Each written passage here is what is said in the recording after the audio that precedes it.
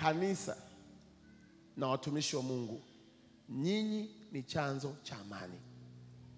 Sisi wanasiasa na viongozi, ninaomba mjue tunapaswa tuwakimbilie nyinyi kupata msaada wa kimungu.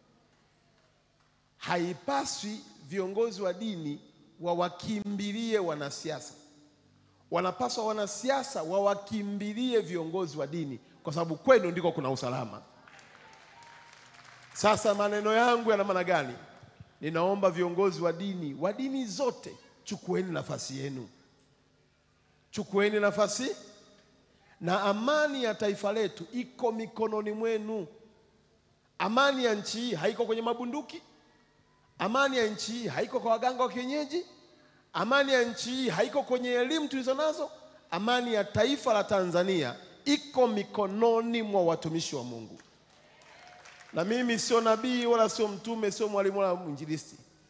Nawaambia leo viongozi wa dini, amani hii naikabidhi mikononi mwenu kwa niaba ya kuhani wa taifa hili. Amani kitoweka kwenye taifa hili, wa kwanza kuhojiwa mtakuwa nyinyi watumishi wa Mungu.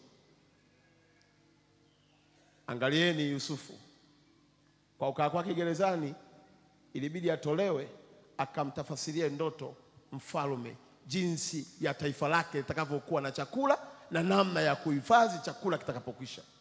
Natamani kuona Tanzania hii, rais wa nchi, makamu wake, waziri mkuu, awe nani mpaka wakuu wa wilaya wanaenda kuwauliza watumishi wa Mungu tufanye nini ili tuwe salama katika taifa letu.